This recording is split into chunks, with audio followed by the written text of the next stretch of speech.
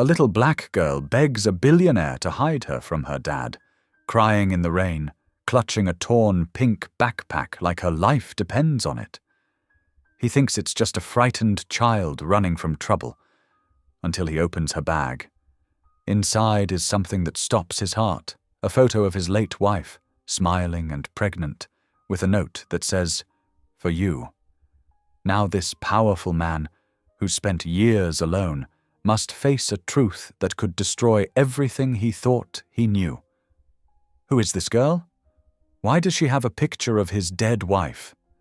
And what secret has been hiding in that bag all along? Because when a billionaire opens his door to a child begging for safety, he has no idea he's about to find his own blood.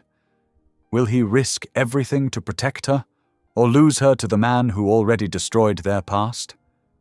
Tell me in the comments where you're watching from right now, and if this story speaks to you, make sure you hit subscribe so you don't miss the next one.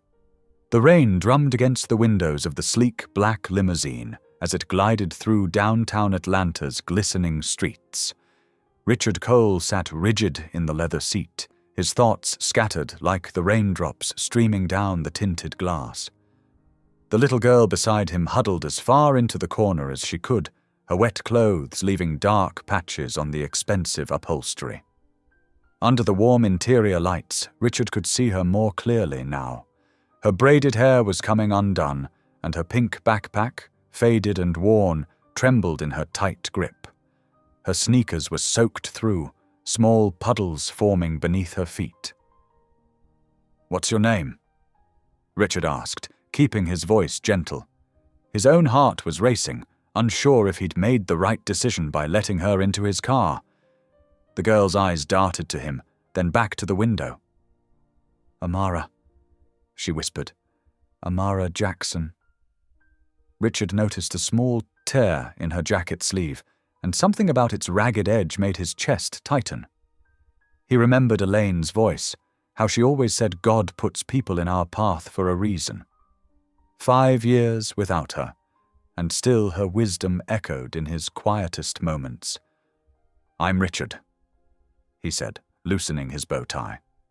The charity gala's pretense of caring suddenly felt hollow compared to the real need sitting next to him. "Are you hungry, Amara?" She nodded slightly, her shoulders relaxing just a fraction. "Yes, sir." "James," Richard called to his chauffeur, "let's stop at that diner on Peachtree." He turned back to Amara. "Would you like a hot chocolate? Maybe some pancakes?" For the first time, a tiny smile flickered across her face. "Yes, please," she said, her voice barely above a whisper.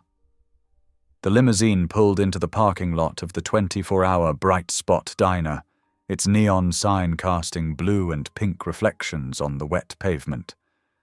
Richard noticed how Amara's eyes scanned the lot, checking every shadow. "It's okay," he assured her. "You're safe here." Inside the diner, the fluorescent lights were harsh after the dim comfort of the car. The late-hour waitress, her name tag reading Betty, raised an eyebrow at the odd pair, a man in a tuxedo and a soaked little girl, but led them to a corner booth without comment. Amara slid into the vinyl seat, still clutching her backpack. Richard sat across from her, trying to project calm, while his mind raced through possibilities. Something was clearly wrong, but he needed to be careful about how he asked. "Order whatever you'd like," he said, handing her a laminated menu. Her small fingers traced the pictures of pancakes and waffles. Could I have the chocolate chip pancakes?" she asked, as if expecting him to say no. "Of course, and hot chocolate too, remember?" When Betty returned, Richard ordered chocolate chip pancakes, hot chocolate with extra whipped cream for Amara, and black coffee for himself. As they waited, he studied the girl across from him. Despite her obvious fear, there was something in her eyes that reminded him of Elaine, a quiet strength, an unshakable faith. "Amara," he said carefully, "I want to help you, but I need to understand what's happening. Why were you running from your father? Her hands tightened around her backpack. He gets mad sometimes. Really mad. She swallowed hard. Today was really bad. I couldn't stay there anymore.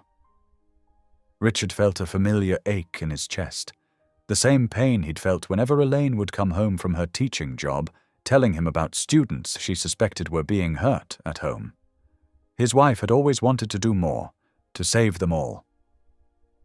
Does he hurt you? Richard asked, keeping his voice steady despite the anger building inside him. Amara nodded, a tear sliding down her cheek. Sometimes, but mostly he hurts Mama. Tonight was different, though. He had that look in his eyes, the really scary one. So I grabbed my special stuff and ran. Betty arrived with their drinks, and Richard watched as Amara wrapped her hands around the warm mug of hot chocolate, letting the steam rise up to warm her face. The whipped cream had a perfect swirl on top, crowned with chocolate sprinkles. Your special stuff? Richard asked after Betty left. Amara carefully unzipped her backpack and pulled out a worn sketchbook. My drawings, she explained, and my Mama's Bible and my special pencils.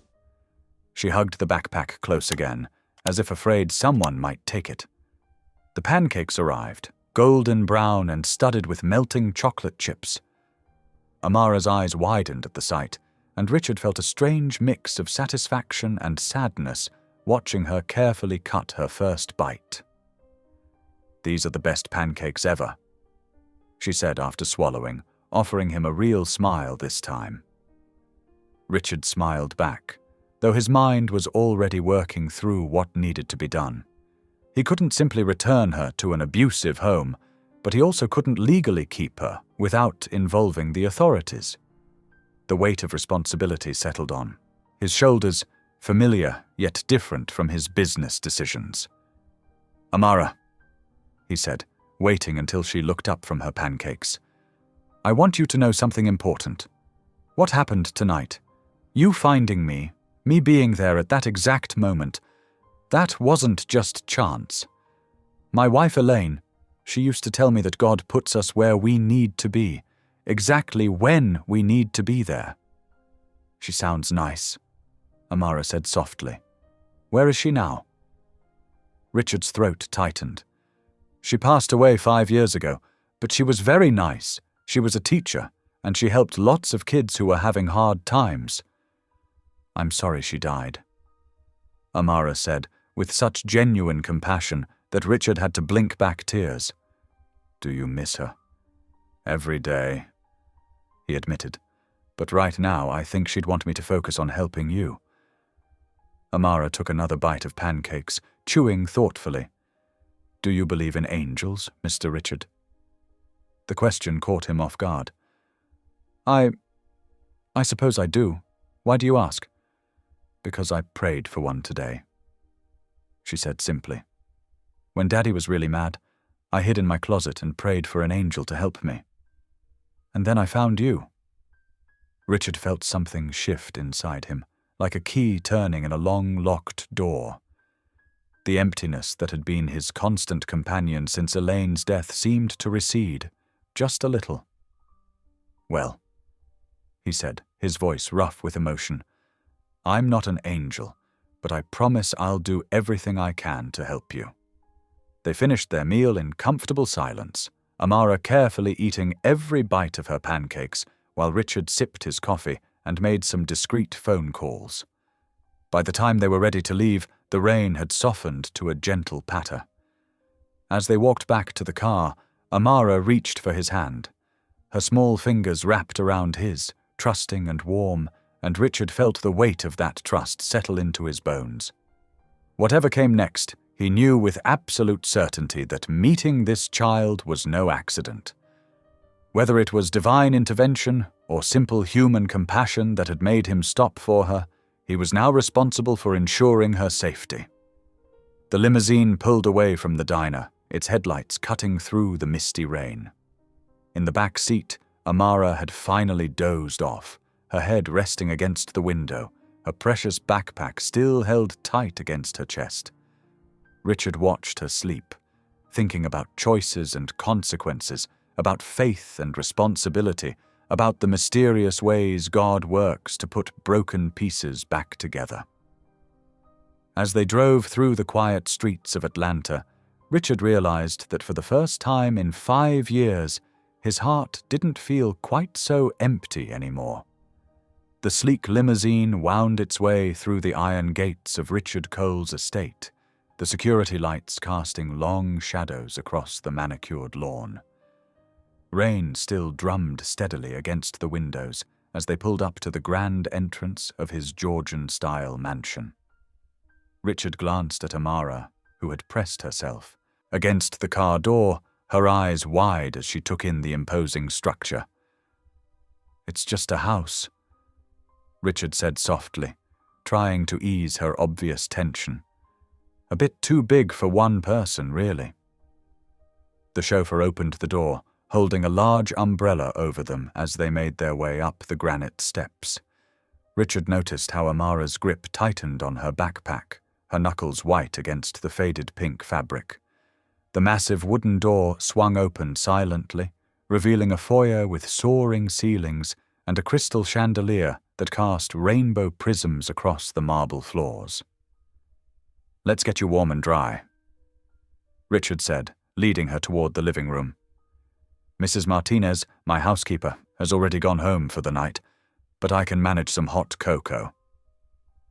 Amara followed him cautiously, her wet shoes squeaking against the hardwood floors. The living room was elegant but cold, with leather furniture and abstract art on the walls. She perched on the very edge of a leather sofa, her eyes darting between Richard and the front door. "No one can get past the gates without security clearance," Richard assured her, noticing her vigilance. "You're safe here." He disappeared briefly into a nearby closet, returning with a soft chenille throw blanket in a warm shade of blue. "This was Elaine's favorite," he said, holding it out to her. "She always said it felt like being hugged by a cloud." Amara accepted the blanket with trembling hands, wrapping it around her shoulders. Her wet clothes had left dark patches on the leather sofa, but Richard couldn't bring himself to care about the furniture. "I'll be right back with that cocoa," he said. In the kitchen, his hands moved automatically through the motions of heating milk and mixing in chocolate powder. His mind raced with questions he wasn't sure how to ask, with fears he couldn't quite name. When he returned with a steaming mug topped with mini marshmallows, Amara had drawn her feet up onto the sofa, cocooned in the blanket. She looked impossibly small against the massive piece of furniture. "Thank you," she whispered, accepting the mug carefully. Richard sat in an adjacent armchair, maintaining what he hoped was a comfortable distance. "Amara," he began gently, "I need to look in your backpack for some identification. Maybe a school ID or something that could help us contact someone who can help you. Would that be okay?" She clutched the bag tighter for a moment, then slowly nodded. "Mama said to keep everything in here safe." Richard moved to sit beside her on the sofa, and she handed him the backpack with obvious reluctance. The zipper stuck slightly as he opened it, revealing a few items of clothing, the mentioned Bible, and a well-worn sketchbook. His hands moved carefully through the contents, searching for anything that might help identify her family situation. His fingers brushed against something wrapped in paper. As he pulled it out, he noticed it was carefully wrapped in a white napkin, the kind from a diner. His heart seemed to stop as he unfolded the napkin, revealing a photograph he'd thought lost forever. There was Elaine, her face glowing with joy, one hand resting on her very pregnant belly. The photo had been taken at their favorite spot in Piedmont Park, the afternoon light catching her hair like a halo. Richard's hands began to shake as he turned the photo over. Tucked behind it was a folded piece of paper, and even before he opened it, he recognized the elegant slant of Elaine's handwriting.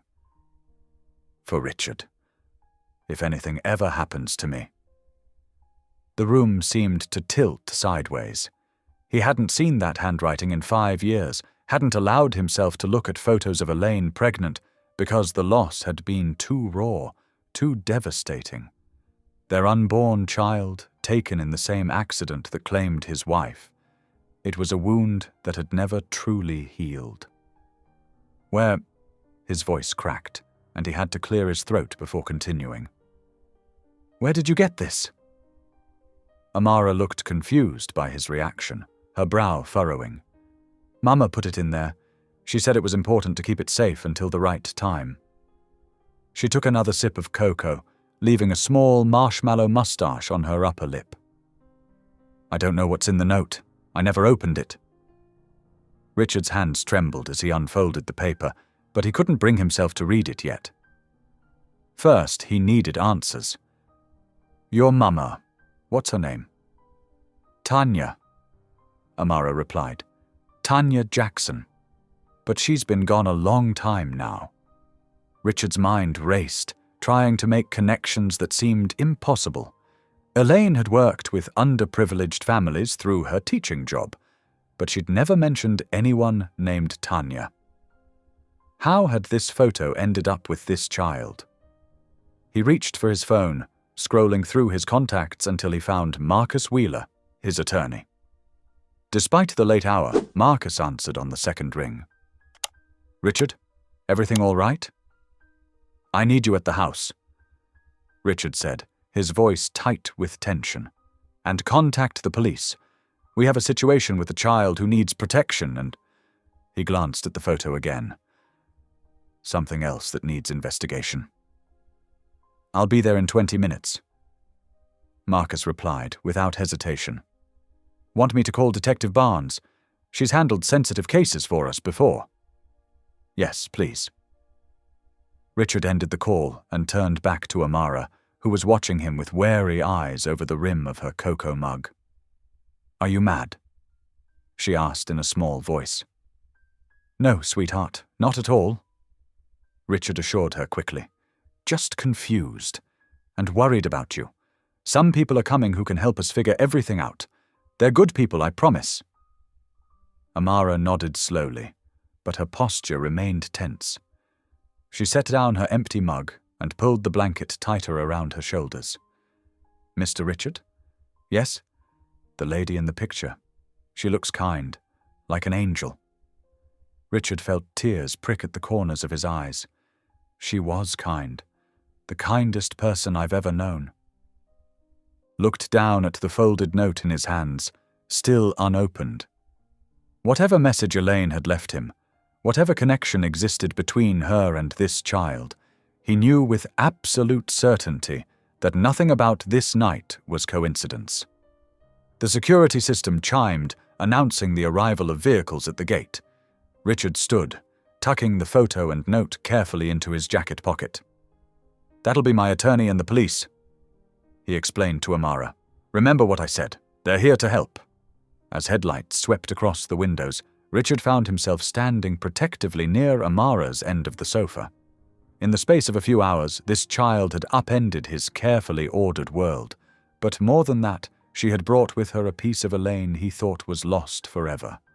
Whatever happened next, he knew he couldn't let her down, either of them.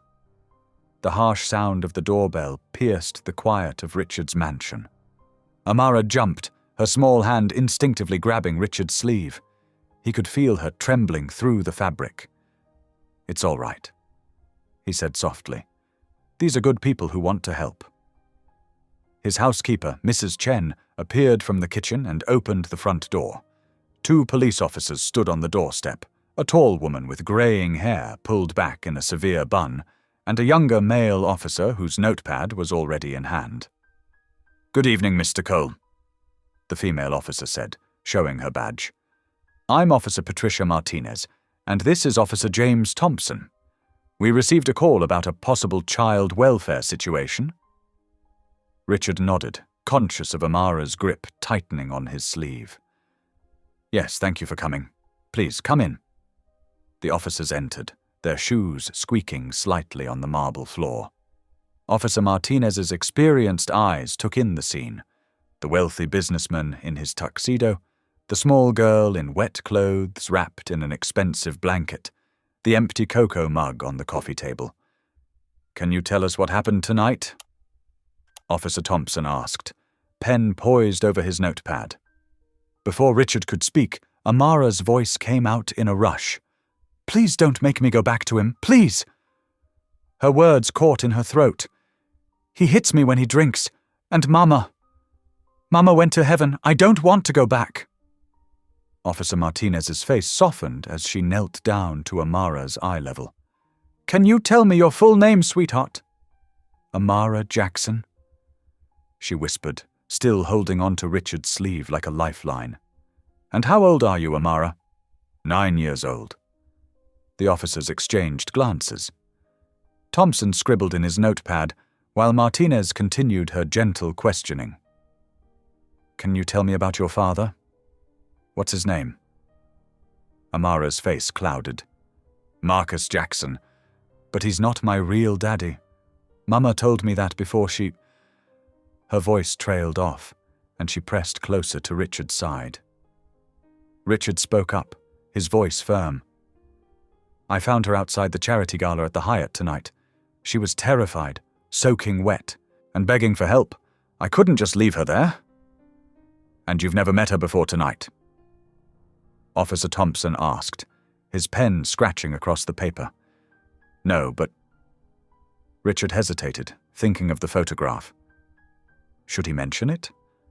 Not yet, he decided, not until he understood more. "But I couldn't send her back to an abusive situation. I called my attorney and then you immediately." Officer Martinez stood up, her knees cracking slightly. "Standard procedure would be to take her to the precinct and contact child services." "No!" Amara cried out, tears spilling down her cheeks. "Please don't take me there. He'll find me." Richard felt something protective surge in his chest, something he hadn't felt in years. "I'd prefer we wait for social services to come here. She's been through enough tonight without being dragged to a police station." His tone carried the weight of his influence, though he tried to keep it gentle. "I'm happy to provide a safe space until proper arrangements can be made." The officers had another silent exchange. Finally, Martinez nodded. "Given the circumstances, and your standing in the community, Mr. Cole, we can work with that. We'll need to run some checks on the father and verify her mother's situation. Someone from social services should be here within the hour." As Thompson took down more details, Richard noticed Amara's eyes growing heavy. The adrenaline that had kept her going was wearing off, replaced by exhaustion. She swayed slightly on her feet. "Would it be all right if she rests while we wait?"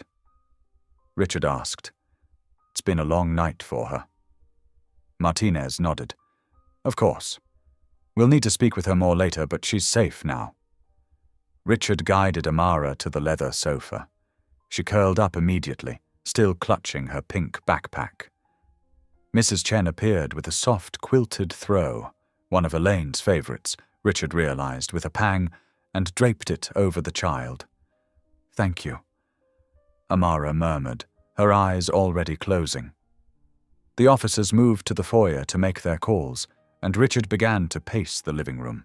His hand kept straying to his jacket pocket, where Elaine's photograph seemed to burn against his chest. The image of her pregnant form haunted him, stirring up memories he'd tried to bury. They'd lost their baby in the 6th month of pregnancy.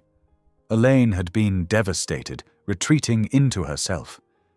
Then came the mysterious illness, the sudden decision to seek treatment abroad. He'd wanted to go with her, but she'd insisted on going alone, saying she needed time to heal both body and spirit. She never came home. The official report said her small, chartered plane had crashed in the mountains. No survivors, no bodies recovered. He'd spent a fortune on private investigators, but they'd found nothing concrete. Now this photograph appeared, one he'd never seen before, along with a note he still hadn't found the courage to read. And this child, this strange, brave little girl who carried them both. Richard stopped pacing and looked at Amara's sleeping form. In sleep, her face lost its wariness, revealing the innocent she should have been allowed to remain. Her small hand still gripped the backpack, even in sleep, as if it contained all that was precious in her world. His throat tightened as he remembered doing the same thing with Elaine's pillow in those first terrible months after losing her. Holding on to something, anything, that could anchor you when your world was spinning out of control. Moving quietly, he adjusted the quilt where it had slipped from Amara's shoulder. His hand hovered over her head for a moment before gently smoothing back a strand of hair from her forehead. The simple gesture cracked something in his chest, a wall of ice he'd built around his heart years ago. Mrs. Chen appeared at his elbow with a cup of coffee. "You should sit, Mr. Cole," she said softly. "It's been a long night for you too." Richard accepted the coffee but remained standing, his gaze fixed on Amara. "She reminds me of someone, Mrs. Chen, the way she looks when she's thinking hard about something, the way she holds herself, even when she's scared." "She reminds you of Mrs. Elaine," Mrs. Chen said simply. Richard nodded, unable to speak for a moment. The resemblance wasn't physical. Amara's features were entirely different from Elaine's. But there was something in her spirit, in the quiet dignity she maintained even in fear, that echoed his late wife. The sound of more cars pulling up outside broke into his thoughts. Social services had arrived. Soon there would be more questions, more decisions to make. But for now, in this quiet moment, Richard stood guard over a sleeping child who had somehow breached all his defenses in a single stormy night.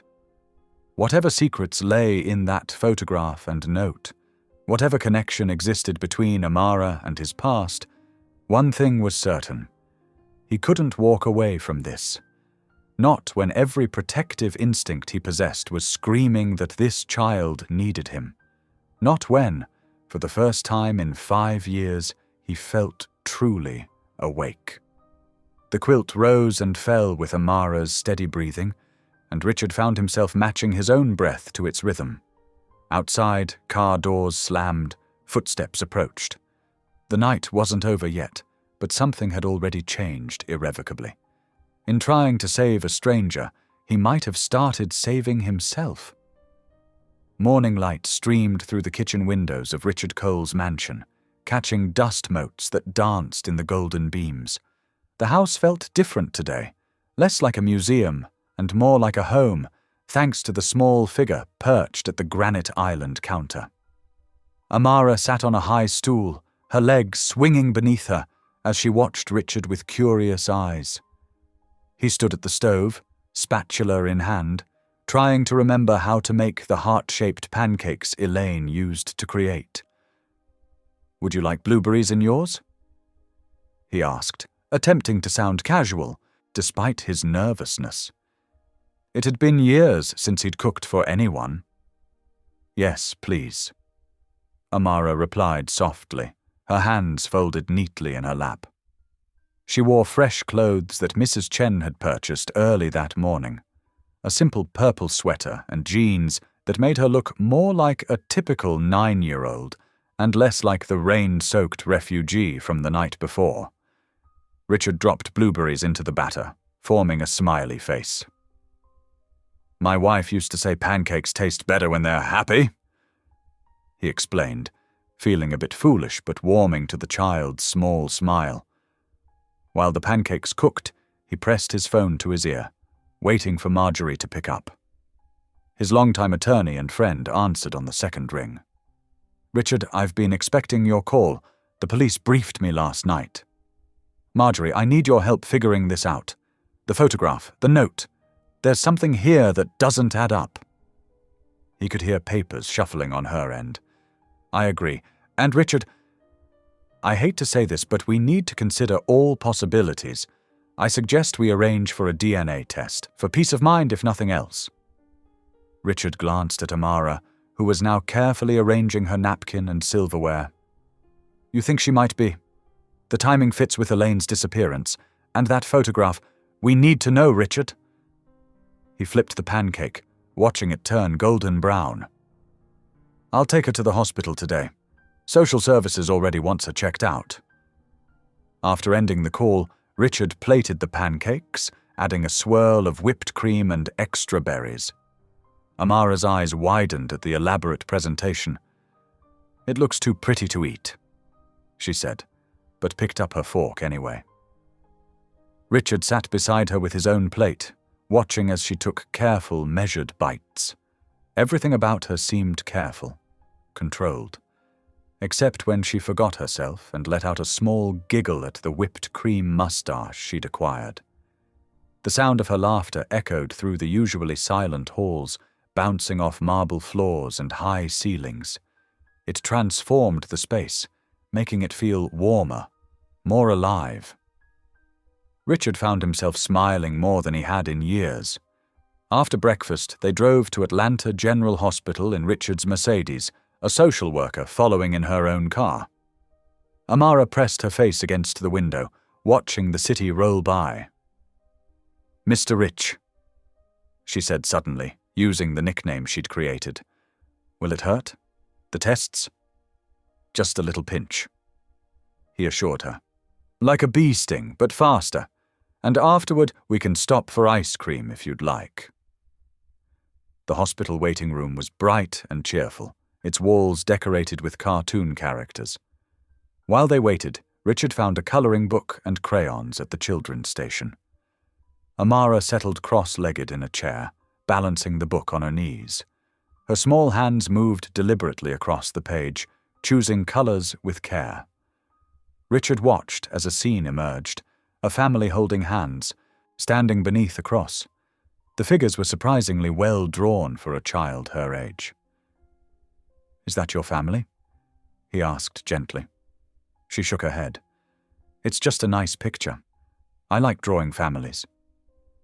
She paused, adding careful rays of sunlight around the cross. "Do you pray, Mr. Rich?" The question caught him off guard.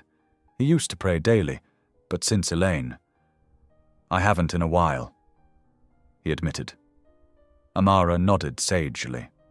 "Sometimes God feels far away, but Mama said he's always listening, even when we're quiet." Richard felt something stir in his chest, a familiar reflex he thought he'd lost. As Amara returned to her drawing, he found himself forming words he hadn't spoken in years. "Lord, please, guide us through this." The tests themselves were quick. Blood draws and cheek swabs that made Amara wrinkle her nose but didn't draw tears. She was brave through it all, holding Richard's hand only during the blood draw. But the hardest part came that evening. The social worker, Ms. Thompson, arrived to take Amara to a temporary foster home while they waited for results and sorted out her situation. "It's just for a little while," Ms. Thompson explained kindly. "The Harrises are wonderful people who take special care of children in transition." Amara stood in the foyer, clutching her backpack, now containing new clothes and her coloring book. She looked smaller somehow, more vulnerable. "Don't forget me, Mr. Rich," she whispered as she hugged him goodbye. Richard knelt down to her level. "That would be impossible, Amara. I'll see you very soon." He stood in the doorway, watching until the social worker's car disappeared through his gates. The mansion seemed to grow colder with each step he took back inside, the silence no longer peaceful, but oppressive. Her laughter still seemed to echo faintly in the halls, making their emptiness more pronounced. In the kitchen, he found her breakfast plate still in the sink, a single sticky fingerprint on its edge. Such a small thing, but it brought home how quickly she had filled spaces he didn't even know were empty. Mrs. Chen appeared silently at his elbow. "Shall I clear these away, Mr. Cole?" "No," he said quietly. "Leave them for now." He wasn't ready to erase the evidence that for one brief morning, his house had felt like a home again. Richard Cole sat in his home office, morning light streaming through floor-to-ceiling windows. His mahogany desk, usually covered in contracts and business proposals, held only a single manila envelope from Atlanta General Hospital's laboratory services. The envelope had arrived 10 minutes ago. It lay unopened, taunting him. His hands shook slightly as he reached for the letter opener, a silver one Elaine had given him on their 15th anniversary. The metal felt cool against his palm as he sliced through the seal. Inside was a single sheet of paper, crisp and official, with the hospital's letterhead. His eyes scanned the medical terminology until they found what they were looking for. Probability of paternity? 99.9%, 99.9%. The alleged father, Richard Cole, cannot be excluded as the biological father of the child, Amara Jackson. The paper slipped from his trembling fingers, floating to the desk's polished surface. Richard leaned back in his leather chair, the room suddenly spinning. He pressed his palms against his eyes, memories flooding back unbidden. 5 years ago, Elaine had announced she needed treatment abroad. She'd been different in the months before, distant, distracted. He'd attributed it to their loss, the miscarriage that had nearly broken them both. But now... "Oh, Elaine," he whispered to the empty room. "Why didn't you tell me?" The intercom buzzed, startling him from his thoughts. "Mr. Cole?" His secretary's voice crackled through. "Ms. Lee is here for your 10 o'clock. Send her in, Sarah." He quickly gathered the scattered papers, trying to compose himself. Marjorie Lee entered with her usual brisk efficiency, leather briefcase in hand. One look at Richard's face made her stop short. "The results came?" she said. It wasn't a question. Richard nodded, unable to speak. He handed her the report. Marjorie adjusted her reading glasses, scanning the document. Her expression remained neutral, but Richard had known her long enough to catch the slight tightening around her eyes. "Well," she said finally, settling into one of the chairs across from his desk. "This changes everything. She's my daughter, Marjorie." Richard's voice cracked on the word. "My daughter, all this time." "Richard." Marjorie's tone was gentle but firm. "Before we proceed, you need to understand something. This DNA test proves biological relation, but legally it's just the beginning." She pulled out her tablet, fingers moving swiftly across the screen. "According to the preliminary investigation, Amara's stepfather, Marcus Jackson, has legal guardianship. He adopted her when he married her mother, Tanya, 3 years ago. The adoption was properly processed and filed." "But he's abusing her!" Richard's fist came down on the desk. "She ran to me, terrified of him. Doesn't that matter?" "Of course it matters," Marjorie said. "But we'll need proof, documentation, medical records, witness statements. And even then, overturning an established adoption isn't simple. The courts generally favor maintaining stability in a child's life." "Stability." Richard stood, pacing to the window. Below, Atlanta sprawled out before him, a maze of buildings and streets where somewhere his daughter was staying with strangers. "You call living in fear stability?" "No," Marjorie said quietly. "I don't, but we need to approach this carefully, Richard. One wrong move could make things worse for Amara." She opened her briefcase, pulling out several folders. "I've already started gathering resources. Family law specialists, child psychologists, private investigators with experience in abuse cases. We'll build our case methodically." Richard barely heard her. His mind was racing through the years, putting pieces together. Elaine's sudden departure, her letters growing shorter and more distant, the way she'd changed in those final months before. "I failed them both," he whispered. "Richard." Marjorie's voice cut through his self-recrimination. "Look at me." He turned from the window. Marjorie had risen from her chair, her expression fierce. "You didn't know. You couldn't have known. But what matters now is what you do next. That little girl needs someone in her corner, someone with the resources and determination to protect her. Are you that person? The city lights flickered below as evening approached, each one representing a home, a family, a life. Somewhere out there was a little girl who shared his blood, who had his wife's gentle spirit, who had found her way to him through what could only be divine intervention. Richard moved to his desk and picked up the DNA results again, running his finger over the numbers that had changed everything. God, he whispered, is this my second chance?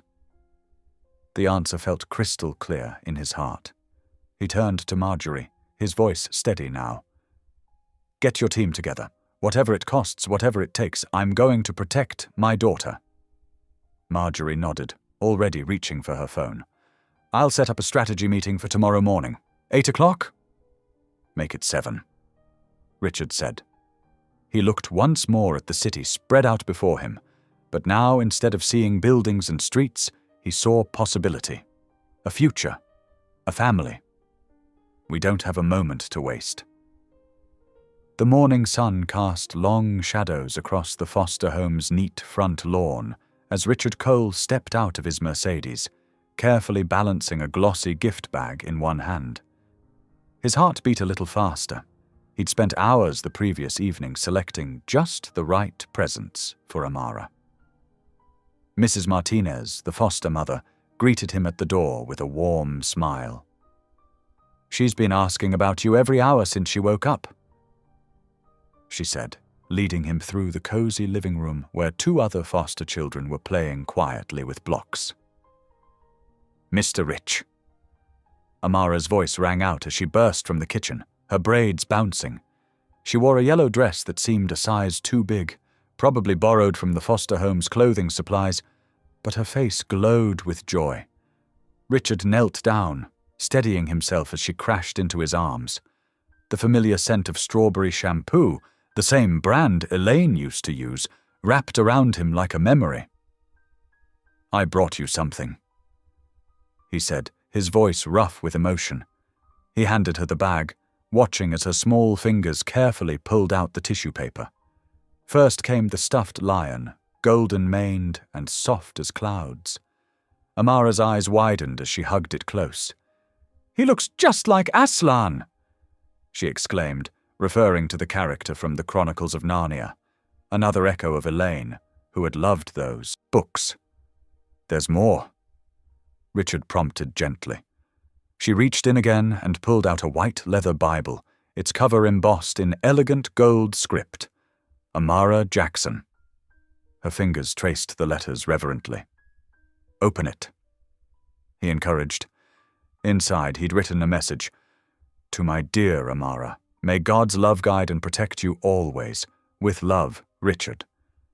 He'd debated signing it Dad, but decided it was too soon, too presumptuous. It's beautiful, she whispered, clutching both gifts to her chest. Thank you, Mr. Rich.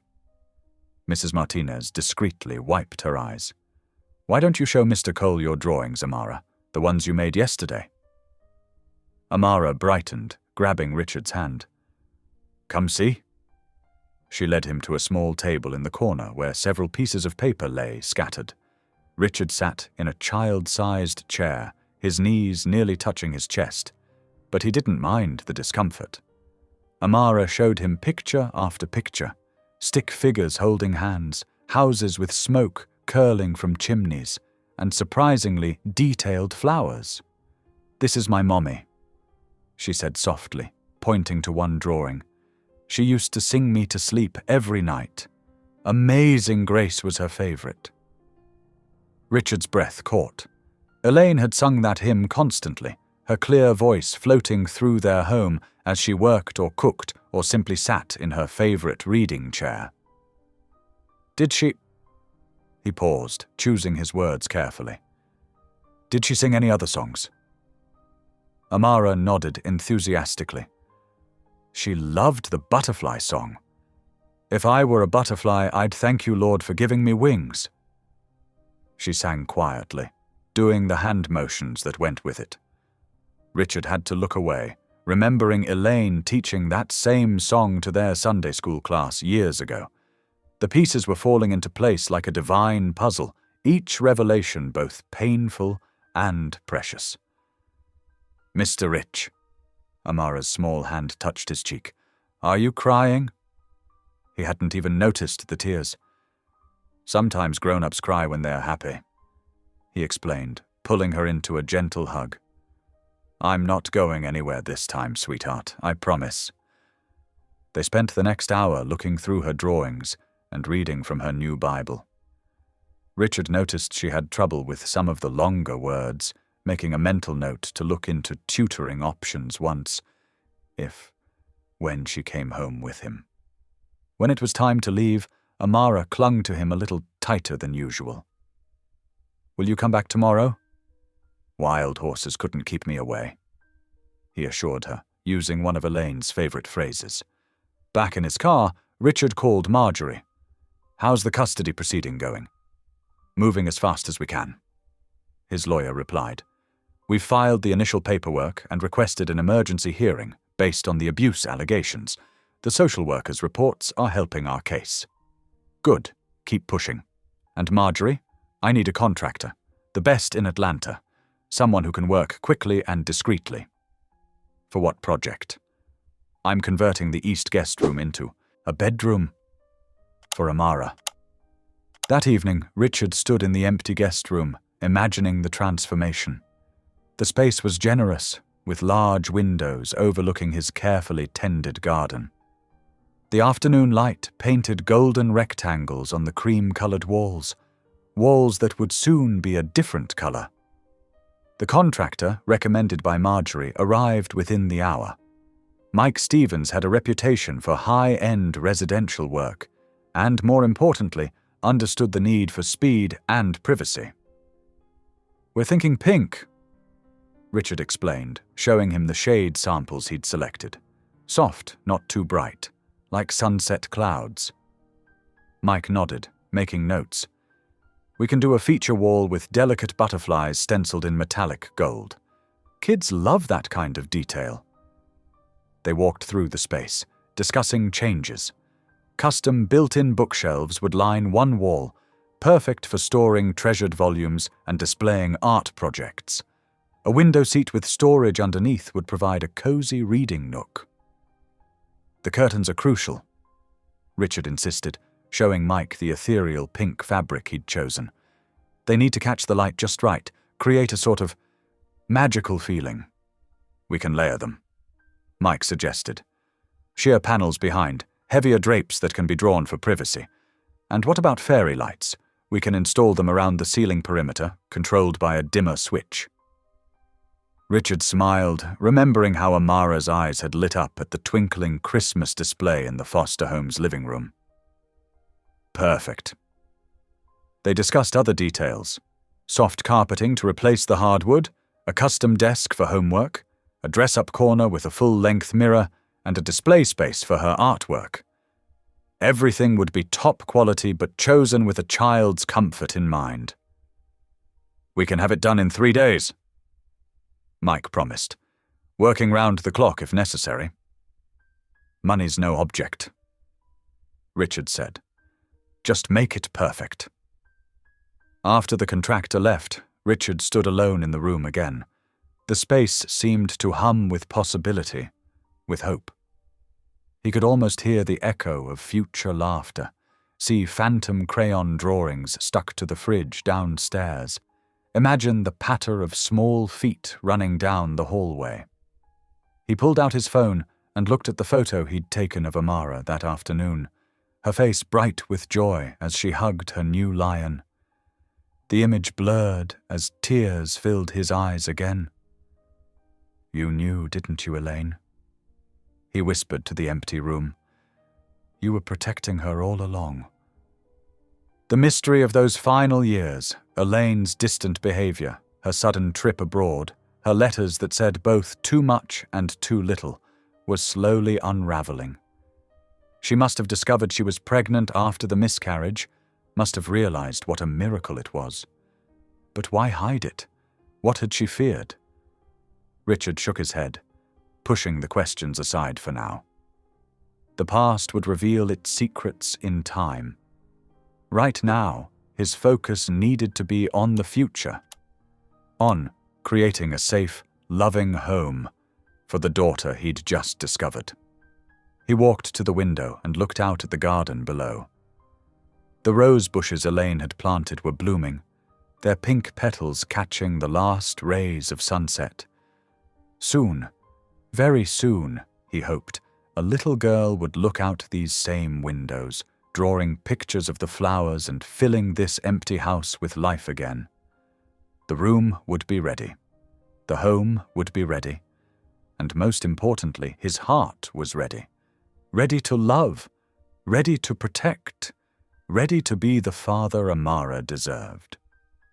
The morning sun streamed through the tall windows of Marjorie Lee's downtown law office as Richard sat across from her mahogany desk, his fingers drumming anxiously on the armrest. "We've filed for emergency custody," Marjorie explained, adjusting her reading glasses. "Given the evidence of abuse and your DNA confirmation, we have a strong case." "But Richard—" She paused, her expression grave. "There's been a development." Richard's stomach tightened. "What kind of development?" "Amara's stepfather has retained counsel. Daryl Jackson. He's making quite a bit of noise already." As if on cue, Marjorie's computer chimed with a news alert. She turned the screen so Richard could see the headline. "Billionaire claims hidden daughter. Scandal or miracle?" Richard's jaw clenched. "They're already running stories?" "Jackson went to the press himself," Marjorie said, her tone bitter. "He's painting himself as the victim, a hard-working father whose child is being stolen by a wealthy white man throwing money around." Richard stood, pacing the office. The Atlanta skyline stretched beyond the windows, a view he usually found calming. Not today. "He's the one who hurt her. She ran to me terrified of him." "I know that, and we have documentation from the social workers. But Jackson's smart.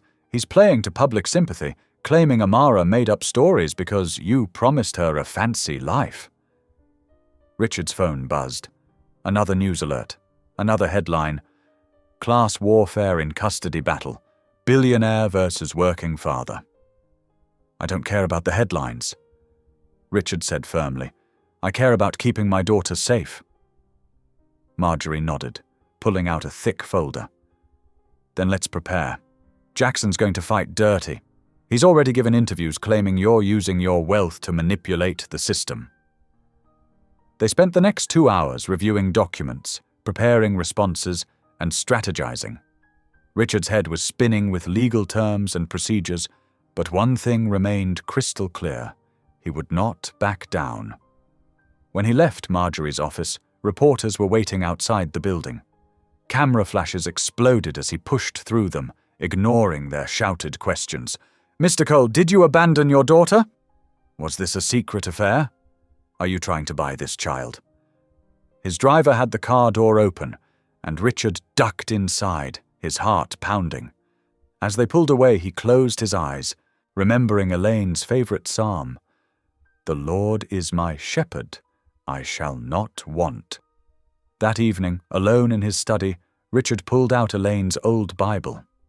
The leather was worn soft from years of use, the pages marked with her neat annotations. He found himself turning to the psalms she'd loved most, seeking comfort in the familiar words.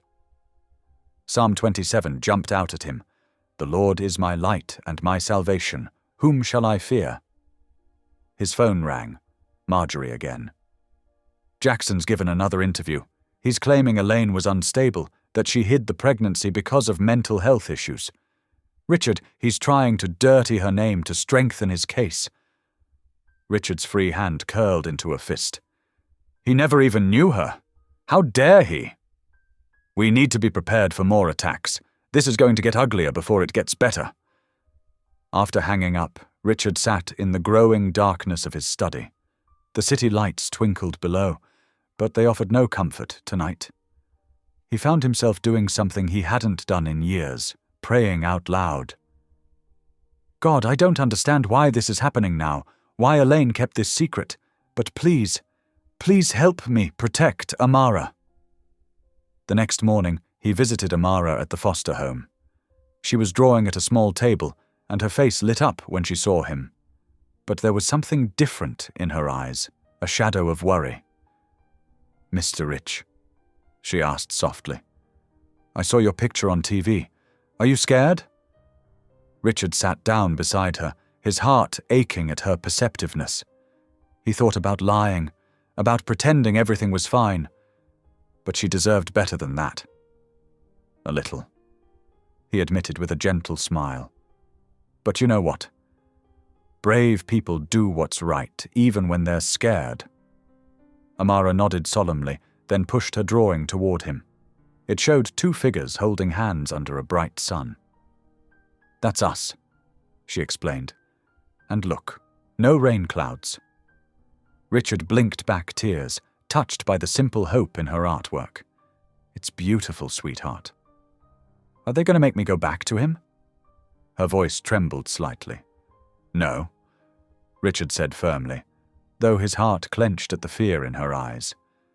"I promise I'm doing everything I can to keep you safe." They spent the next hour drawing together, Richard trying to match her careful crayon strokes as she taught him how to draw flowers and butterflies. The foster mother, Mrs. Chen, brought them cookies and milk, her kind face showing concern as she glanced at the TV news running silently in the next room. When it was time to leave, Amara hugged him tightly. "Don't let the mean people on TV make you sad, Mr. Rich. Jesus still loves us." Richard's throat tightened at her words, so much like something Elaine would have said. "Thank you, sweetheart. You're very wise." Back in his car, his driver navigated through another crowd of reporters. Their shouts followed him. "Mr. Cole, how much are you paying to buy this child?" Richard's hands shook as he pulled out his phone to call Marjorie. "We need to do something about these vultures. They're frightening Amara." "I'm already working on a restraining order to keep them away from the foster home," Marjorie assured him. "And, Richard, we've got a hearing date, 3 days from now." "So soon." The evidence of abuse helped expedite things. But be prepared. Jackson will be there, and he's going to put on quite a show. That night, Richard stood in the newly finished bedroom he'd had prepared for Amara. The soft pink walls glowed in the fairy lights, and the window seat looked perfect for reading stories together. He'd filled the bookshelf with children's classics and Bible stories, waiting for the day she could call this room her own. His phone buzzed with another news alert. "Custody battle exposes class divide. Wealthy executive versus working-class father." Richard set the phone aside and picked up Elaine's Bible again, finding comfort in its worn pages. As he read, he could almost hear her voice, gentle but strong. "Trust in the Lord with all your heart, and lean not on your own understanding." "I'm trying, my love," he whispered. "I'm trying to understand why you kept her secret, why you didn't trust me. But I promise you, I'll protect her now, whatever it takes." Outside his window, camera flashes occasionally lit up the darkness, as persistent photographers tried to get shots of his home. But inside, in this room prepared with love, Richard found a moment of peace. The battle ahead would be hard, but he knew in his heart it was right. He thought of Amara's drawing. 2 figures in the sunshine, no rain clouds in sight. Sometimes the greatest wisdom came from the simplest sources. With renewed determination, he began preparing for the hearing, ready to fight for the daughter he'd just found, no matter what storms lay ahead. The social worker's silver Toyota pulled up to Richard's mansion on a bright Thursday morning. Ms. Cora Jefferson stood beside Richard on the front steps, both of them watching as Amara emerged from the car, her pink backpack bouncing against her shoulders. "Now remember," the social worker, Mrs. Thompson, said as she guided Amara forward. "This is just a supervised visit. 4 hours today." Richard nodded. but his attention was fixed on Amara's beaming face. The girl practically skipped up the marble steps, her braids swinging. "Welcome back, sugar," Ms. Cora said warmly, opening her arms. Amara rushed into them, breathing in the familiar scent of vanilla and fresh-baked cookies that seemed to follow the housekeeper everywhere. "I made your favorite snacks," Ms. Cora continued, leading them inside. "Those peanut butter cookies you liked so much last time." The mansion's grand foyer, once eerily quiet, now echoed with Amara's footsteps and delighted gasps. She'd been here several times over the past week for supervised visits, and each time the cold marble walls seemed to warm with her presence. "Mr. Rich." Amara tugged at Richard's sleeve. "Can I show Mrs. Thompson my drawings? The ones you put up?" Richard smiled, gesturing to the formerly austere hallway. Where there had once been expensive art prints, children's drawings now decorated the walls, carefully taped at a 9-year-old's eye level. Butterflies, rainbows, and stick-figure families smiled from bright construction paper. "My goodness," Mrs. Thompson said, adjusting her glasses. "You've been busy, Amara." "Show her the piano, sweet pea," Ms. Cora suggested, and Amara's face lit up even more. They moved to the formal living room, where the grand piano sat by floor-to-ceiling windows. Sunlight streamed across its polished surface, and sheet music lay neatly arranged on the bench. "Mr. Rich is teaching me," Amara announced proudly, climbing onto the bench. Her small fingers found the keys, and she carefully picked out "Jesus Loves Me," the simple melody filling the room. Richard watched her play, remembering how Elaine used to sit at this same piano, filling the house with hymns and classical pieces. The memory didn't hurt as much anymore. Instead, it felt like a bridge between past and present. "Very nice, Amara," Mrs. Thompson praised when she finished. "I see you're settling in well during your visits." Ms. Cora appeared with a tray of cookies and milk, setting them on the coffee table. "Come get your snack, child. Can't play piano on an empty stomach." As they settled into their snack, Richard noticed Amara's eyes kept drifting to the grandfather clock in the corner. She was counting the hours, he realized, knowing their time together was limited. "Would you like to see something special?" he asked, trying to distract her. "I have a surprise upstairs." With Mrs. Thompson's approval, they climbed to the second floor. Richard opened a door, revealing a room transformed. Gone was the stark guest room. In its place was a little girl's paradise. Soft pink walls glowed in the afternoon light. Fairy lights twinkled along the ceiling, and a window seat was piled with cushions perfect for reading. Is this for me?" Amara whispered, her eyes wide. "Someday," Richard said carefully, mindful of Mrs. Thompson's presence. "When everything's sorted out." Amara walked around the room, touching everything gently. The white bookshelf filled with children's books, the desk with brand-new art supplies, the soft rug perfect for playing. "Look at the view," Richard suggested, leading her to the window seat. Below, Ms. Cora's garden bloomed with late summer flowers. "I thought you might like to read here." "Can we?" Amara asked hopefully. "Right now." Richard selected a book from the shelf, a collection of bedtime stories Elaine used to read to her Sunday school students. They settled into the window seat, Amara curled against his side, Mrs. Thompson discreetly observing from a chair near the door. As Richard read about talking animals and magical gardens, he felt Amara relax against him. Her small hand found his, and she held on tight, as if afraid he might disappear. The afternoon passed too quickly. When it was time for the bedtime story, Amara knelt beside her temporary bed, folding her hands carefully. "Dear Jesus," she began, her voice clear and sweet. "Thank you for cookies and piano lessons and my new room. Thank you for Ms. Cora's hugs and for giving me a new daddy who reads stories. Please keep Mr. Rich safe from the mean people on TV and help him not to be scared. Amen. Richard's heart seemed to crack and mend all at once. He blinked back tears, touching her braided hair gently. That was a beautiful prayer, sweetheart. Later, after Amara and Mrs. Thompson had left, Richard sat at the piano, his fingers resting on the keys where Amara's had been. Ms. Cora found him there, lost in thought.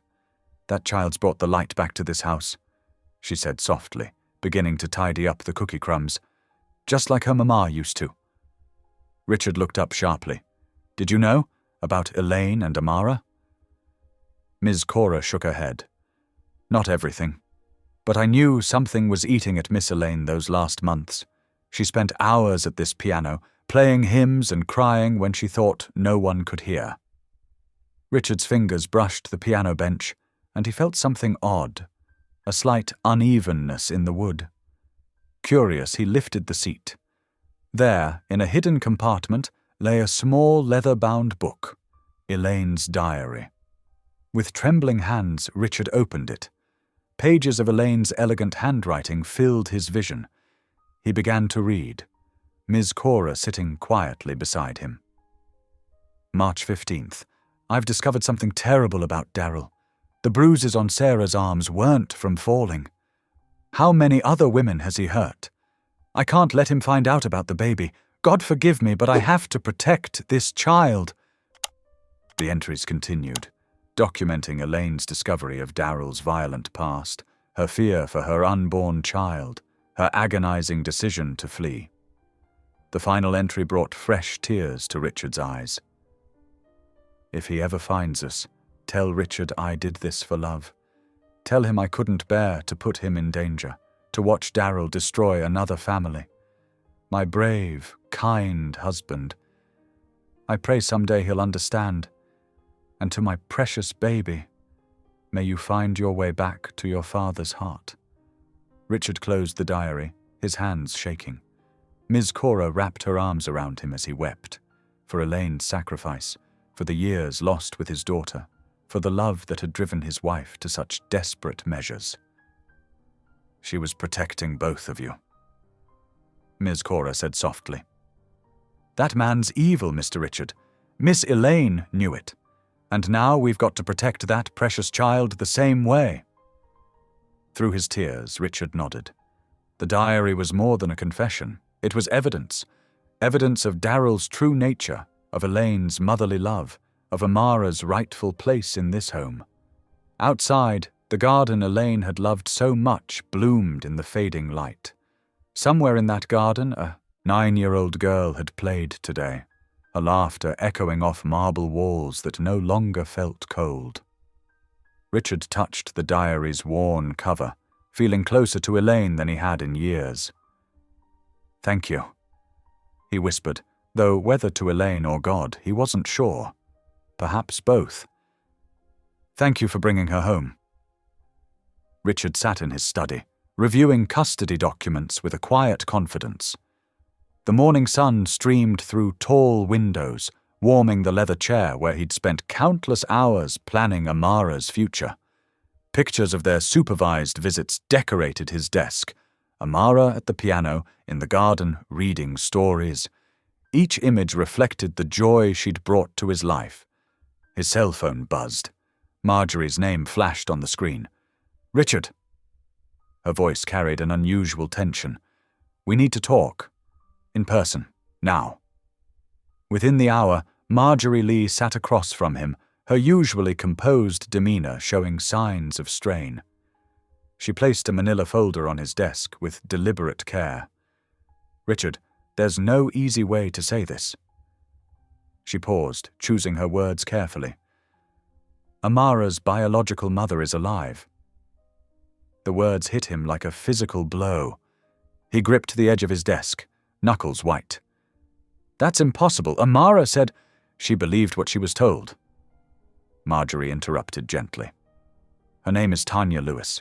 She's been living under an assumed name in a rehabilitation facility outside Atlanta for the past 8 months. Richard's mind raced back to every conversation with Amara, every detail about her past. How did you find her? She found us. Marjorie opened the folder. She saw the media coverage about Amara. She's been fighting addiction, Richard. After Elaine's death, she spiraled. She was afraid of losing custody to Daryl permanently and… Marjorie hesitated. She was afraid of judgment from your social circle. Richard stared at the photograph in the file. A thin woman with Amara's same deep brown eyes looked back at him. Her face showed the wear of hard years, but beneath the fatigue lay a shadow of beauty. She wants to see her daughter, Marjorie continued, and legally she still has parental rights. Richard stood, pacing the length of his study. Where is she now? The New Hope Recovery Center. She's been clean for 6 months. Marjorie watched him carefully. Richard, I know this complicates things. I want to meet her, he said firmly. The New Hope Recovery Center stood in stark contrast to Richard's world of marble and mahogany. The simple brick building, surrounded by well-tended gardens, spoke of healing rather than luxury. Richard followed a counselor down a sunlit hallway, his heart pounding. They found Tanya in the center's garden, tending to a small patch of flowers. She looked up as they approached, and Richard saw Amara in every feature of her face. Mr. Cole, she said softly, standing. Her hands trembled slightly as she wiped them on her jeans. Thank you for coming. They sat on a wooden bench, the late morning sun warming their shoulders. For a long moment, neither spoke. I'm sorry, Tanya finally said, her voice breaking. I'm so sorry for everything. Richard studied her face, the deep fatigue, the hints of recent tears, the desperate hope in her eyes. Tell me what happened, he said gently. Tanya's story spilled out in broken pieces. How Elaine had been her mentor at a women's shelter, helping her escape Daryl's abuse. How they'd planned together to protect Amara. How Elaine's sudden death had left her alone and terrified. When I lost Elaine, I lost my anchor, she whispered. Daryl found us. He threatened to take Amara. I started using again, just to cope. I thought… She wiped her eyes. I thought if I disappeared, he'd leave her alone. I thought she'd be safer without me. Richard remembered his own grief after Elaine's death, how close he'd come to losing himself. Addiction is a disease, he said quietly. Not a moral failing. Tanya looked at him in surprise, tears streaming down her face. I don't deserve your kindness. You deserve a chance to heal, Richard replied, and Amara deserves to know her mother is fighting to get better. The courts won't give me custody, Tanya said, her voice hollow. Not with my history. Let me help you, Richard said, surprising himself with the immediacy of his offer. We can work together, get you the support you need, build a stable environment for Amara. Why would you do that? Tanya asked, bewildered. Because it's what Elaine would have wanted, Richard answered, and because Amara needs both of us. Before they could discuss further details, Richard's phone rang. It was Marjorie again, her voice tight with urgency. The judge reviewed Tanya's file, she said without preamble. Given the circumstances, she's ordering Amara placed in temporary care until Tanya can demonstrate long-term stability. Richard felt the world tilt beneath him. How long? Minimum 90 days. The hearing is tomorrow morning. He looked at Tanya, who seemed to read the news in his expression. She crumpled, covering her face with her hands. I'm sorry, she sobbed. I've ruined everything. Richard moved closer, placing a gentle hand on her shoulder. No, he said firmly. You've taken the hardest step, asking for help. Now we fight together, for Amara. They spent the next hour talking with Tanya's counselor, developing a comprehensive plan for her continued recovery. Richard committed to funding whatever additional treatment she needed, arranging for legal representation to protect her rights while she focused on healing. As the sun began to set, Richard stood to leave. Tanya caught his hand. "Why are you being so kind?" she asked again. "You could fight me for custody, use your money and influence." "Because I've learned something from Amara," he interrupted gently. "Love isn't about winning or losing. It's about healing." Driving home through Atlanta's evening traffic, Richard's heart felt heavy with the weight of the day's revelations. He thought of Amara, how she'd have to face another transition, another uncertainty. Yet beneath his worry lay a strange hope. Perhaps this wasn't an ending, but a beginning, a chance for complete healing, not just for Amara, but for all of them. His phone buzzed with a text from Marjorie. "Court tomorrow, 9 a.m., bringing documents for both you and Tanya to sign. We'll get through this." Richard touched the photo of Amara on his dashboard and whispered a prayer, not for victory this time, but for wisdom, for healing, for grace to help build something new from the ashes of the past. The mansion loomed ahead, its windows glowing warmly in the dusk. Soon he would have to tell Amara about her mother, about the temporary separation. But tonight he would hold on to hope, hope that sometimes the hardest truths could lead to the deepest healing. Ms. Cora met him at the door, concern etched on her face. "Hard day?" she asked softly. Richard nodded, too emotionally drained for words. "The Lord works in mysterious ways," she said, patting his arm. "But he never works without purpose." Richard headed to his study, where Elaine's diary still lay open on his desk. His wife's words seemed to reach across time. Love is patient, love is kind. It always protects, always trusts, always hopes, always perseveres. Tomorrow would bring its own challenges, but tonight Richard chose to believe that love, in all its messy, complicated forms, would be enough to see them through. Richard Cole stared at the morning newspaper spread across his mahogany desk, his coffee growing cold beside it. The headline screamed in bold letters, "Billionaire's secret child drama deepens, questions of ethics and money." Below it, a photo showed him rushing from the courthouse, his hand raised to block photographers, making him look guilty, defensive. The Atlanta Journal-Constitution article painted him as a manipulative tycoon trying to buy a child's affection. They dug up old business rivals who claimed he'd strong-armed them in deals, suggesting this was just another power play. Worse, they'd somehow gotten hold of details about Elaine's death, twisting his grief-driven withdrawal from society into something sinister. His phone buzzed, another sponsor pulling out of his annual charity gala. "Mr. Cole," his assistant's voice crackled through the intercom. "Davidson Industries is cancelling our development contract. They cite public relations concerns." Richard pressed his fingers to his temples. That was the third major deal this week.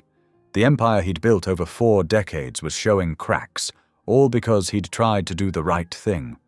But none of that pain compared to what waited at the foster home that afternoon. When he arrived for his supervised visit, Amara sat in the corner of the playroom, her back turned to him.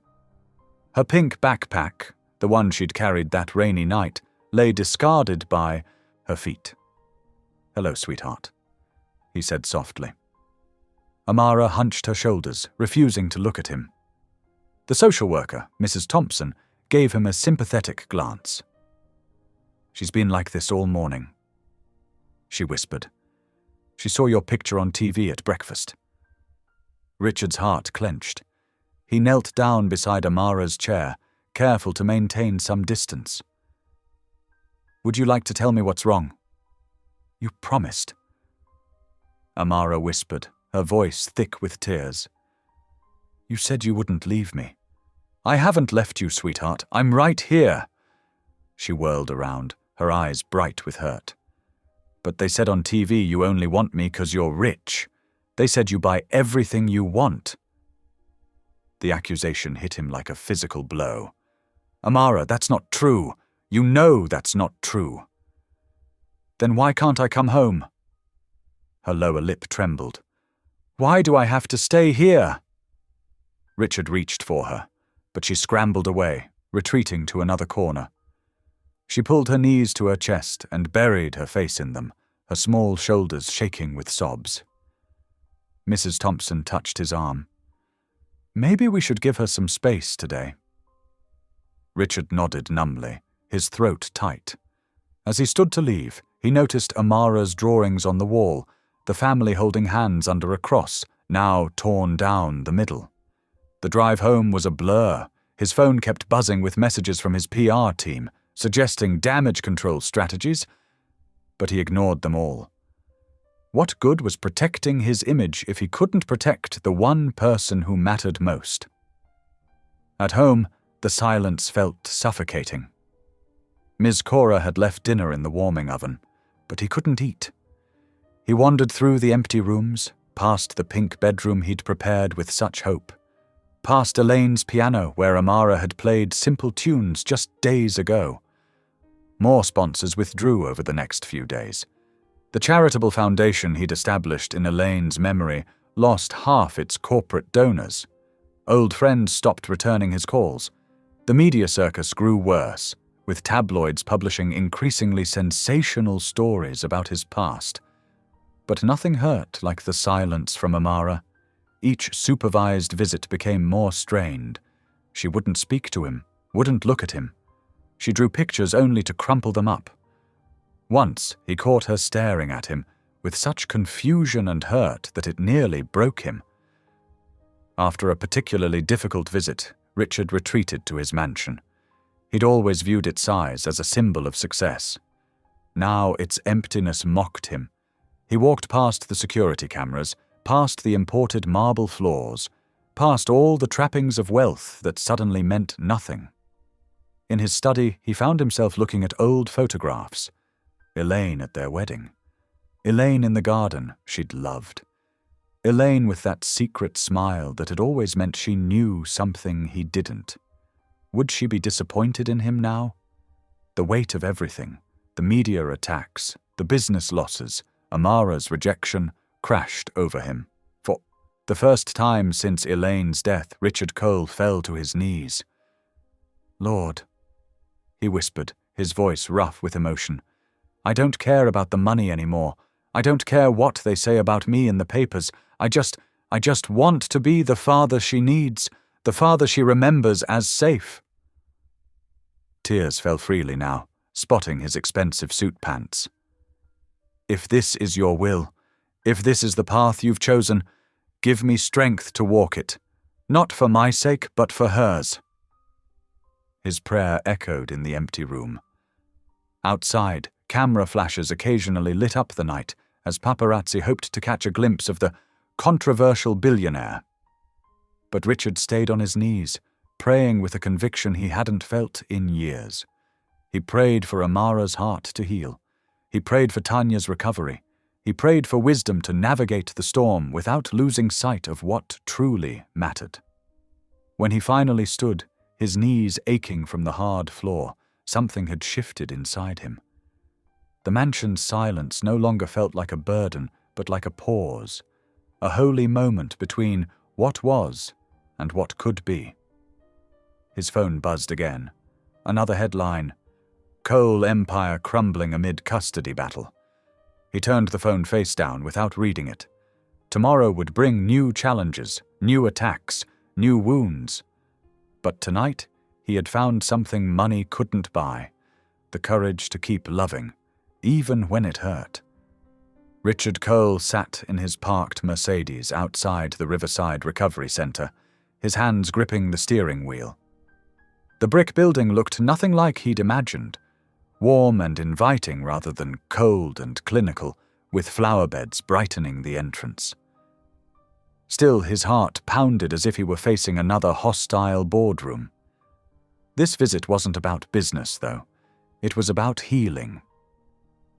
He checked his reflection in the rearview mirror, straightening his navy tie more out of habit than necessity. The past weeks had carved new lines around his eyes, and his salt and pepper hair needed a trim. But it was his expression that had changed the most. Humbled, perhaps, or just tired of fighting. "Lord, give me wisdom," he whispered, a prayer that had become familiar lately. Inside, the reception area smelled of coffee and lavender. A young woman at the desk smiled warmly. "Mr. Cole, Ms. Lewis is expecting you."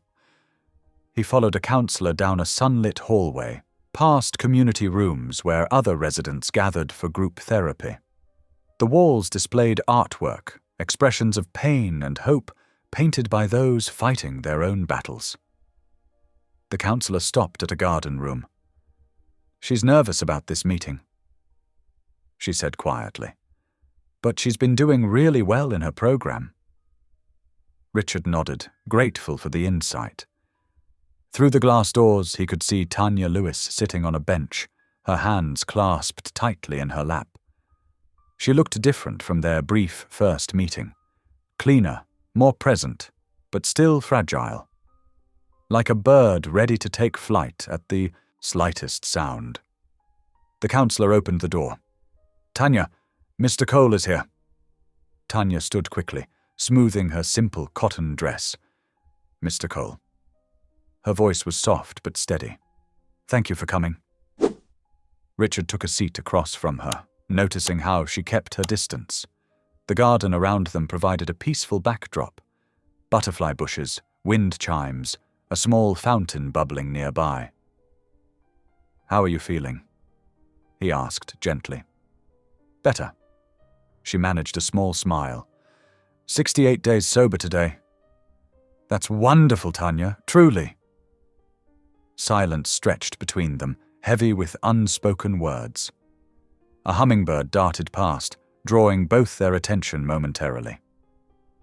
"I know why you're here," Tanya finally said, her fingers twisting together.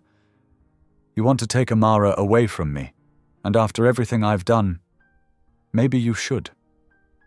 Richard leaned forward, his voice soft but firm. "That's not why I'm here at all." She looked up, surprised. "I'm here because we both love the same little girl," he continued. "And I think it's time we stopped fighting and started healing, for her sake." Tears welled in Tanya's eyes. "But the things I did, hiding her from you all these years, were you trying to protect her?" She nodded, wiping her cheeks. "Then we already have something in common." Richard pulled out his handkerchief and offered it to her. "Tanya, I'm not here to judge you.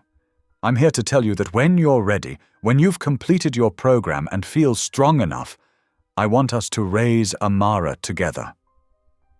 The handkerchief fell from her trembling hands. "What?" "No shame, no blame. Just two parents doing their best for their daughter." He picked up the handkerchief and returned it to her. "We can figure out the details later, but I want you to be part of her life. You're her mother." Tanya's composure crumbled. She covered her face with her hands, shoulders shaking with sobs. "I don't deserve this kindness." "It's not about deserving," Richard said quietly. "It's about love and forgiveness." A nurse passing by the garden paused, watching through the glass with tears in her eyes. Other residents and staff members gradually gathered, drawn by the powerful scene unfolding. Richard continued, his own voice thick with emotion. "Amara needs both of us. She needs your strength, your love, and I promise you, I'll do everything in my power to support your recovery." Tanya lowered her hands, revealing red-rimmed eyes but also a glimmer of hope. "You mean that?" "Every word." She took a deep breath, squaring her shoulders. "Then I'll testify. I'll tell the judge everything about Daryl's abuse, about why I ran. Whatever it takes to keep her safe." Richard felt a weight lift from his chest. "Thank you." Elaine. Tanya's voice caught. Elaine would be proud of you right now. She always said you had a heart too big for your own good. The words hit him like a physical touch. For the first time in months, a genuine smile spread across Richard's face. You knew her well? She was my teacher back in high school. Then later, when things got bad with Daryl, she helped me escape. Gave me money, contacts. Tanya's expression softened with memory. She never stopped believing in second chances. The garden seemed brighter somehow, as if Elaine's spirit had blessed their reconciliation. Through the glass doors, several staff members were openly crying, touched by the scene they'd witnessed. We should work with your counselors. Richard said, make a plan for transition once you're ready. Whatever support you need, therapy, housing, job training, consider it done. Why? Tanya asked, wonder in her voice. Why would you do all this? Because it's what Elaine would have wanted, and because Amara deserves to know her mother's strength, not just her struggles. They talked for another hour, planning and healing, while the fountain bubbled and wind chimes sang. When it was time to leave, Tanya walked him to the door, standing straighter than before. Mr. Cole? She called as he turned to go. Thank you, not just for forgiving me, but for showing me what real love looks like. Richard nodded, unable to speak past the lump in his throat. As he walked to his car, he felt Elaine's presence stronger than ever, in the gentle breeze, in the way the sunlight caught the flowers, in the peace that filled his heart. The smile stayed with him all the way home. It wasn't a victory smile, or even a happy one exactly. It was the smile of a man who had finally understood that love was bigger than anger, bigger than pride, bigger than pain. It was the smile Elaine had always loved best. The Atlanta County Courthouse buzzed with tension on that crisp autumn morning. Television vans crowded the street outside, their satellite dishes reaching towards the sky like metal flowers. Inside courtroom 3, every wooden bench creaked under the weight of reporters, their notebooks poised and ready. Richard Cole sat at the plaintiff's table, his charcoal suit pristine, but his hands clasped tightly in his lap.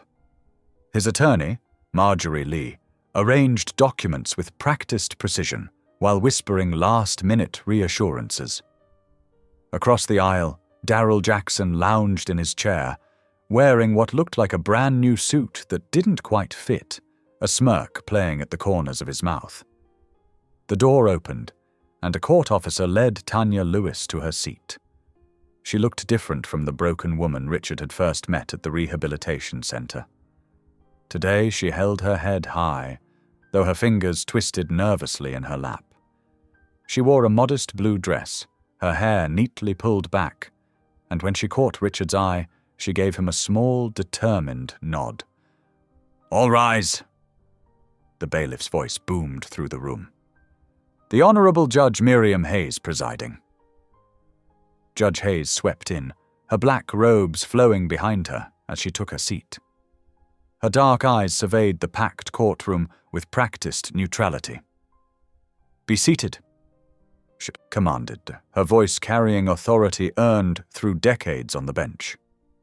"We're here today in the matter of custody for minor child Amara Jackson," Judge Hayes began, shuffling through her papers. "I understand we have multiple parties seeking custody. Let's begin with the respondent's case." Daryl's attorney, a young man in an ill-fitting suit, stood up. "Your Honor, my client is the legal guardian of Amara Jackson. He's raised her for 9 years, provided for her needs, and maintained a stable home. Mr. Jackson is a hard-working citizen who beat his stepdaughter and terrorized his wife."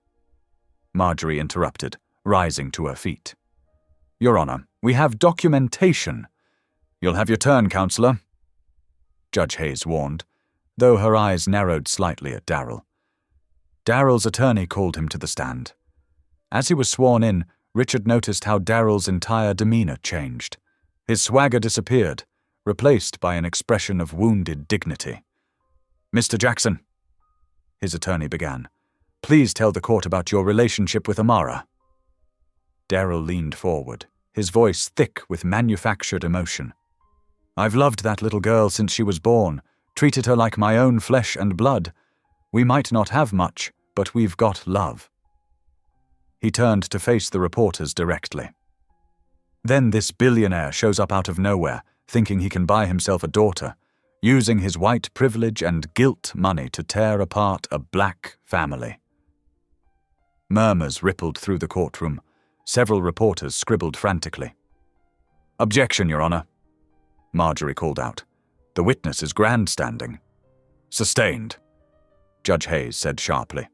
Mr. Jackson, direct your comments to the court. But Daryl had achieved his goal. The reporters were already crafting their headlines, and he knew it. He continued his testimony, painting himself as a devoted stepfather, while subtly implying that Richard's wealth made him somehow less worthy of raising Amara.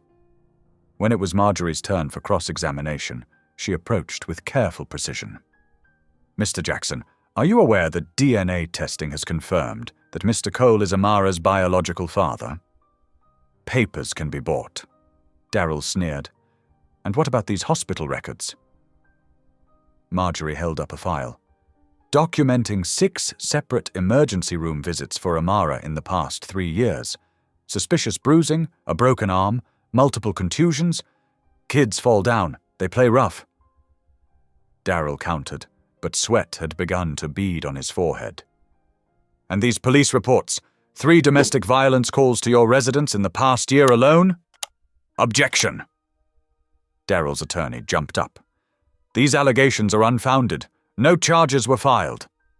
Because he threatened to kill me if I pressed charges.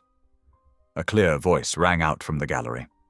All heads turned to see Tanya standing, her hands shaking but her voice steady. Judge Hayes leaned forward. Ms. Lewis, while I appreciate your candor, you'll have your opportunity to testify. Your Honor, Marjorie said, we'd like to call Tanya Lewis to the stand now. As Tanya walked to the witness box, Richard could see her trembling, but when she raised her right hand to be sworn in, her I do rang clear and true. Ms. Lewis, Marjorie began gently, please tell the court about your relationship with Daryl Jackson. Tanya took a deep breath. I met Daryl when I was young and vulnerable. He seemed kind at first, but then the abuse started. Small things at first. Pushing, name-calling. Then it got worse. Her voice cracked. I was too scared to leave. He said he'd kill me if I tried to take Amara. And why didn't you reach out to Mr. Cole when Amara was born? I was ashamed, Tanya admitted, tears sliding down her cheeks. And scared. Elaine, Mrs. Cole, she helped me escape once, but Daryl found us. After she died, I felt so alone. I turned to drugs to cope, and that's my biggest regret. I failed my daughter, and I have to live with that. The courtroom was silent now, every eye fixed on Tanya as she continued. But I'm getting better. I'm clean now, 4 months sober. I'm working my program, going to therapy, and I see how Mr. Cole loves Amara. Not because of money or guilt, but because she's his daughter. He's even helped me get treatment, offered me a chance to be part of her life again. Marjorie approached the bench with a leather-bound book. Your Honor, I'd like to enter this into evidence. This is the diary of Elaine Cole, discovered recently in her personal effects. It details her knowledge of Amara's existence and her efforts to protect both mother and child from Mr. Jackson's abuse. As the judge read through the diary, Richard watched Daryl's face darken. The mask of wounded dignity was slipping, revealing glimpses of the anger beneath. Finally, Your Honor, Marjorie said, we have one more piece of evidence. She withdrew a child's drawing from her briefcase. This was created by Amara during one of her supervised visits with Mr. Cole. The drawing showed 3 figures holding hands beneath a cross, a tall man in a suit, a woman with a gentle smile, and a little girl between them. Written in careful child's handwriting were the words, God put us together. The courtroom fell completely silent. Even the reporters stopped writing. Judge Hayes studied the drawing for a long moment, then looked up at the assembled parties. Her expression had softened slightly. "I've seen many custody cases in my years on the bench," she began. "Too often, they become about the adult's desires rather than the child's needs. But today, I see something different." She turned to face Richard. "Mr. Cole, you've demonstrated not only your biological connection to Amara, but also your commitment to her well-being. More importantly, you've shown wisdom in supporting Ms. Lewis's recovery and recognizing the importance of maintaining that mother-child bond." To Tanya, she said, "Ms. Lewis, your courage in confronting your past and working to better yourself is commendable. Your honesty about your failures and your dedication to recovery speak well of your character." Finally, she fixed Darryl with a stern gaze. "Mr. Jackson, your attempts to manipulate this court and the media are transparent. The evidence of abuse is compelling, and your behavior today has only reinforced the concerns about your fitness as a guardian." Judge Hayes straightened her papers. "It is the finding of this court that primary custody of Amara Jackson, henceforth to be legally known as Amara Cole, will be granted to Richard Cole. Miss Lewis will retain visitation rights, to be supervised initially and expanded as she progresses in her recovery. Mr. Jackson's parental rights are hereby terminated."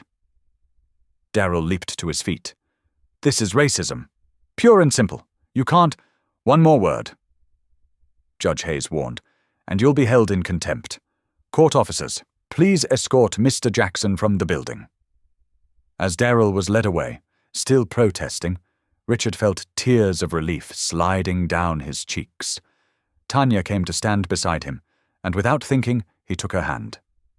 Together they faced the future that God had somehow arranged, not as enemies or rivals, but as partners in raising the daughter they both loved. The reporters surged forward with questions, but Richard and Tanya simply smiled and walked out together, their hearts full of gratitude and hope. Outside the courthouse, the autumn sun seemed brighter somehow, as if reflecting the miracle they had just witnessed. The miracle of love triumphing over hate, of healing overcoming hurt, of family being born from brokenness. The afternoon sun painted golden streaks across Richard's driveway as his car pulled up to the mansion. In the back seat, Amara sat quietly between Richard and Tanya, her small hands clutching her pink backpack. The same backpack that had started it all, Richard thought, feeling a wave of gratitude wash over him. As they stepped out of the car, Amara hung back, her eyes wide as she stared up at the grand house. She'd been here before for visits, but this was different. This was forever. Richard noticed her hesitation and knelt down in front of her, his eyes level with hers. "Welcome home, sweetheart," he said softly, his voice warm with love. For a moment, Amara just stood there, as if testing whether this was real or just another dream. Then her face broke into a radiant smile, and she launched herself into Richard's arms. "Really home?" she whispered against his shoulder. "Really home," he assured her, holding her tight. Tanya wiped away tears as she watched them, her heart full of both joy and healing. Ms. Cora, who had been waiting at the door, came down to help with their bags, her own eyes glistening. Inside, the mansion felt different, warmer, more alive. The marble floors that had once echoed with lonely footsteps now carried the sound of Amara's excited chatter as she showed Tanya her room, the one Richard had prepared with such care. "Look, Mama, pink curtains, just like I always wanted." Amara twirled in the middle of her new bedroom, making the fairy lights twinkle. Later that evening, they gathered in the formal dining room. The long mahogany table that had for years served as a stark reminder of Richard's solitude now hosted a family dinner. Ms. Cora had outdone herself, preparing all of Amara's favorites, mac and cheese, honey-glazed chicken, and chocolate chip cookies for dessert. Laughter filled the room as Amara told stories from her day, her eyes bright with excitement. Tanya shared memories of Elaine's kindness, and Richard found himself smiling more than he had in years. After dinner, drawn by some invisible force, Amara wandered over to Elaine's piano. Her small fingers found the keys, and the first notes of "Amazing Grace" filled the air. The melody, slightly hesitant but true, seemed to wrap around them like a warm embrace. Then Tanya's voice joined in, rich and clear. Amazing grace, how sweet the sound. Her voice carried years of pain and hope, of falling and rising again. Richard closed his eyes, remembering how Elaine used to play this very song, but instead of the usual ache, he felt peace. Deep, profound peace. The kind that comes from knowing you're exactly where you're meant to be.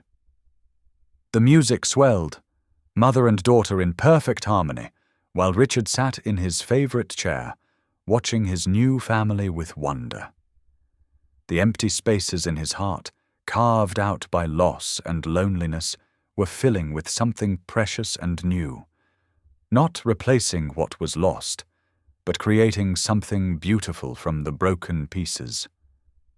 The Atlanta summer brought new life to the mansion's grounds. 6 weeks after Amara came home, Richard stood in the freshly tilled soil of the garden, showing his daughter how to plant roses. Her small hands carefully patted the earth around a tender seedling. "Like this, Daddy?" she asked, her face serious with concentration. "Perfect." Richard smiled, watching her work. "You know, these roses are just like us. New roots grow stronger after the storm."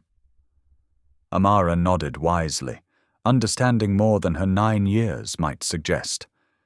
Just like how Mama got stronger too. Across the garden, Tanya was arranging flowers for the grand opening of the Amara Grace Home for Children. She'd been sober for 4 months now, working part-time as a counselor at the new center Richard had funded. Her gentle way with the children there surprised no one.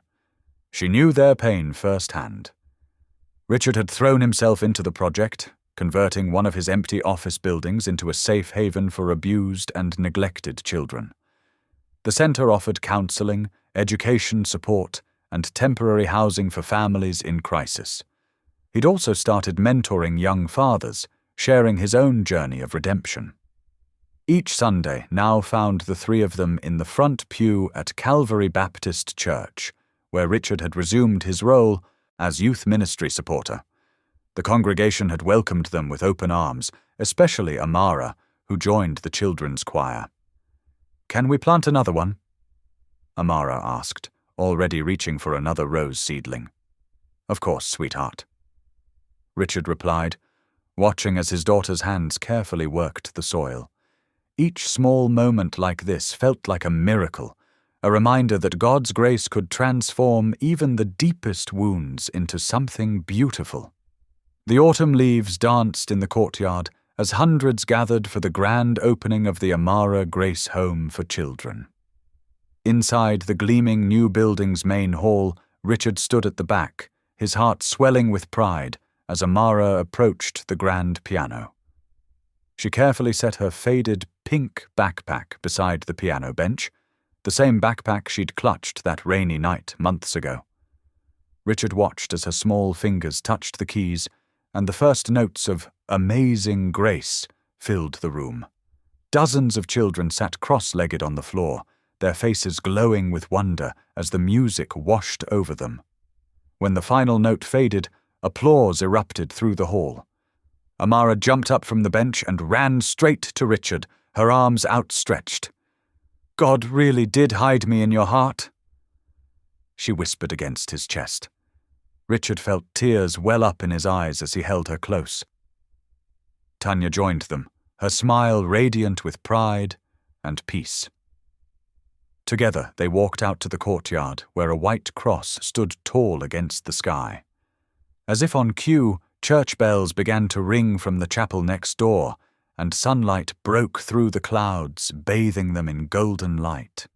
In that moment, Standing with his daughter and her mother beneath the cross, Richard understood that miracles didn't always come as expected.